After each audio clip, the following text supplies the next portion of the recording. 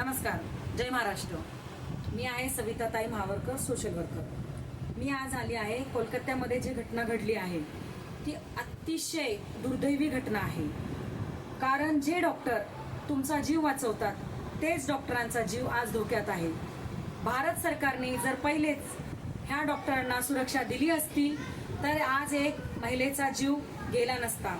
तिचा रेप करून तिची हत्या झालेली आहे आणि आज भारत सरकार त्या विषयावर काहीच बोलत नाही, त्या विषयावर काहीच विचार करत नाही।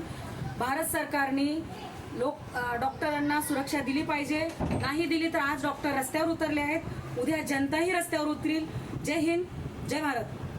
नमस्कार, जय महाराष्ट्र। मी कोमलताई महावरकर, आम आदमी पार्टीची वॉर्ड अध्यक्ष, 163 मुंबई, महाराष्ट्र। दर येत्या दिवशी काही ना काहीतरी घटना होत असते। आता ज्या कोलकातामध्ये घटना झाली, आधी आसाममध्ये झाली आणि पूर्ण भारतामध्ये कुठे ना कुठे दररोज रेप केसेस होतात, मर्डर केसेस होतात आणि स्पेशली बायकांवर। आणि हे ना बेटी बचाव हे फक्त बोलण्यासाठी काही शब्दच राहिलेत आता।